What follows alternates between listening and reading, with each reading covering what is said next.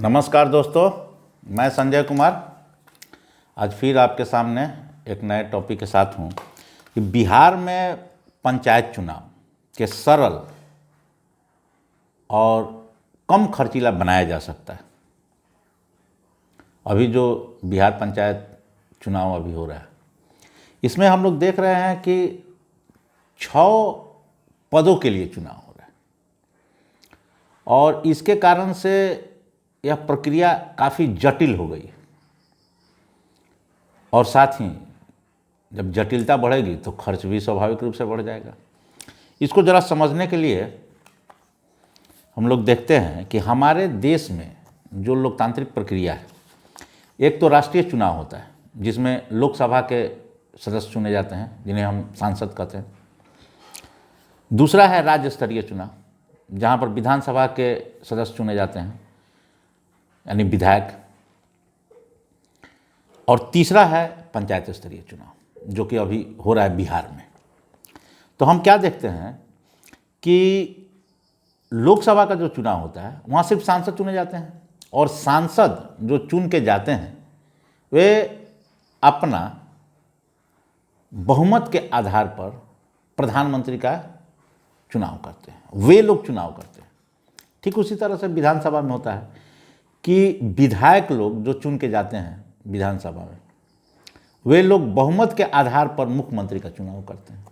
लेकिन पंचायत में क्या हो रहा है, वार्ड सदस्य का एक पंचायत में 20-25 के आसपास में वार्ड होते हैं और वहाँ पर वार्ड सदस्य का चुनाव होता है। लेकिन यहाँ क्या होता है, पंचायत में एक ही पंचायत है, अब उस वार्ड में वार्ड सदस्य का चुनाव हो रहा है। फिर उसी पंचायत में सभी लोग मुखिया का चुनाव कर रहे हैं। फिर उसी पंचायत में सभी लोग पंचायत समिति का चुनाव कर रहे हैं। फिर उसी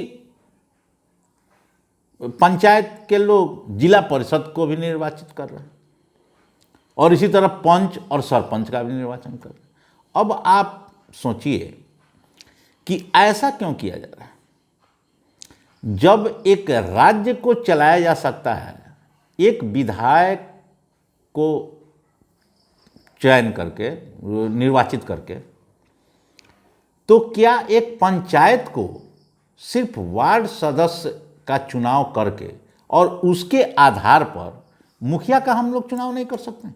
उसी वार्ड सदस्य के द्वारा क्या हम पंचायत समिति का चुनाव नहीं कर सकते? और उसी तरह से क्या हम जिला परिषद का चुनाव नहीं कर सकते और पंच और सरपंच का चुनाव नहीं कर सकते? कि एक ही चुनाव हो और उन्हीं के आधार पर बाकी सभी पदों का भी हम लोग चयन कर लें। लेकिन इसके लिए एक अलग तर्क दिया जाता है।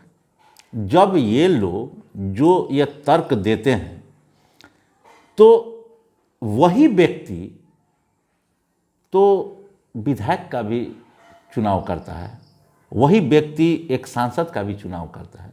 तो फिर उसके सोच समझ पर हम कैसे चैलेंज कर सकते हैं कि वो व्यक्ति एक विधायक को चुन रहा है तो वो ठीक है, लेकिन वो एक वार्ड सदस्य को अगर चुन रहा है तो वो गलत चुनाव कर रहा है।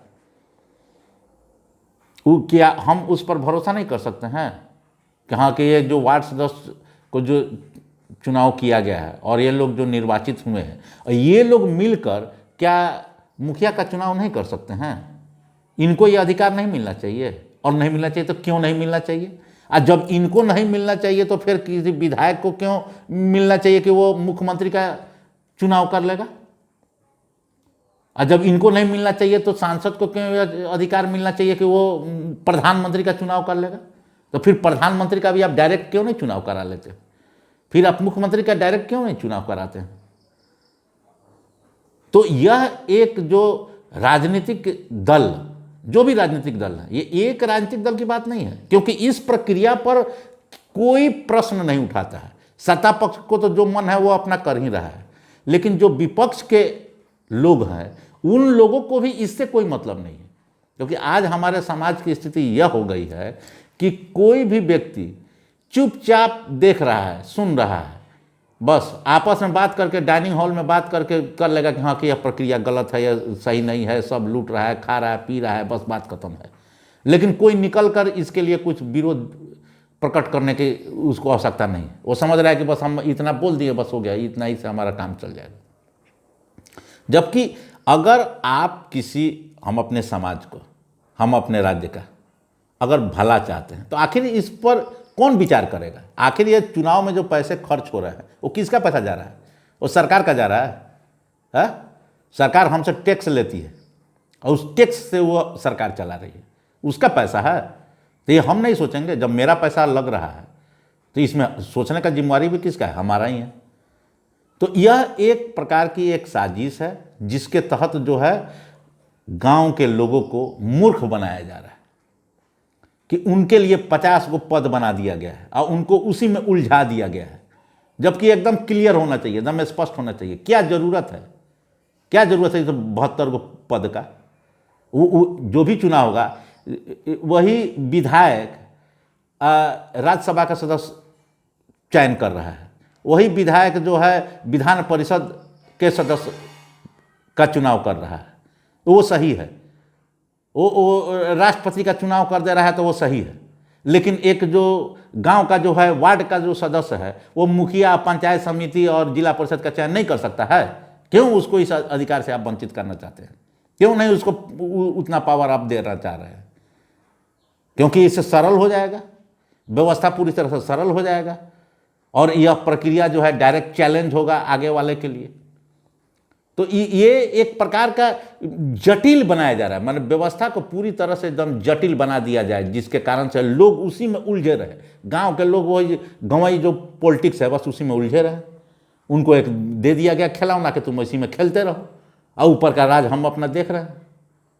जैसे ऊपर में सरल है कि एक विधायक बनता है, एक सांसद बनता है, उसी तरह यहाँ पर एक वार्ड सदस्य बनेगा, बात खत्म है। वार्ड सदस्य बनेगा, उसी के माध्यम से और लोगों का चयन हो जाएगा, चुनाव हो जाएगा। जैसे भी हो उस प्रक्रिया को आप बना लेंगे कि हाँ कि ये लोग मिलके इसको देंगे, फिर इसमें और लोग भी आ जाएंगे कि अब बाहरी भी आ सकते हैं, चाहे इसी जो वार्ड सदस्य हैं वही बनेंगे। ये सब अलग बातें हैं, इस पर हम लोग विचार कर सकते हैं। लेकिन जो चुनाव हो रही है वो चुनाव एक ही पद का होना चाहिए, बात खत्म, एकदम सिंपल, कहीं कोई दिक्कत नहीं होगी। और इससे क्या होगा? पैसा का भी बचत होगा और लोगों को भी आगे चल के एक पंचायत स्तर का वही ढर्रा होना चाहिए कि जिस तरह से पंचायत में लोकतंत्र है उसी तरह राज्य में लोकतंत्र है, उसी तरह से देश में लोकतंत्र है। लेकिन क्या है, पूरा अलग है। अब दूसरा देख लीजिए कि देश का प्रधानमंत्री पार्टी के आधार पर होगा, राज्य का मुख्यमंत्री पार्टी के आधार पर होगा और पार्टी के आधार पर सभी लोग चुनाव लड़ते हैं। लेकिन बिहार एक ऐसा राज्य है कि यहाँ पर जो है पार्टी आधार पर नहीं होगा। लोग इसी तरह से खड़े हो जाएंगे, कोई वार्ड सदस्य में खड़ा हो गया, कोई मुखिया में खड़ा हो गया, कोई जिला परिषद में खड़ा हो गया, कोई पंचायत समिति में, कोई पंच सरपंच में खड़ा है और वो किसी पार्टी का उससे कोई मतलब नहीं है। यानी कि पंचायत स्तर पर जो चुनाव हो रहा है वहाँ पर पार्टी आधारित चुनाव नहीं है। क्यों नहीं पार्टी आधारित होना चाहिए? यानी कि मुख्यमंत्री पार्टी के आधार पर बनेगा लेकिन मुखिया पार्टी के आधार पर नहीं बनेगा। क्यों नहीं होगा? अगर गलत है तो पार्टी के आधार पर चुनाव लड़ना गलत है तो मुख्यमंत्री का भी चुनाव नहीं होना चाहिए, विधायक का भी चुनाव पार्टी आधार पर नहीं होना चाहिए, प्रधानमंत्री का भी नहीं होना चाहिए। क्यों हो रहा है? और अगर सही है तो फिर पंचायत स्तर पर क्यों नहीं होना चाहिए?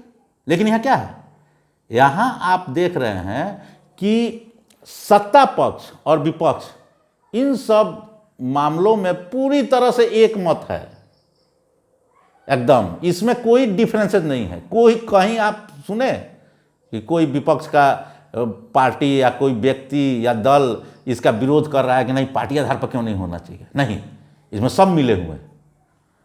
तो जनता को मूर्ख समझा जा रहा है और जनता जो है उस लॉलीपॉप में उलझ के रह गई है।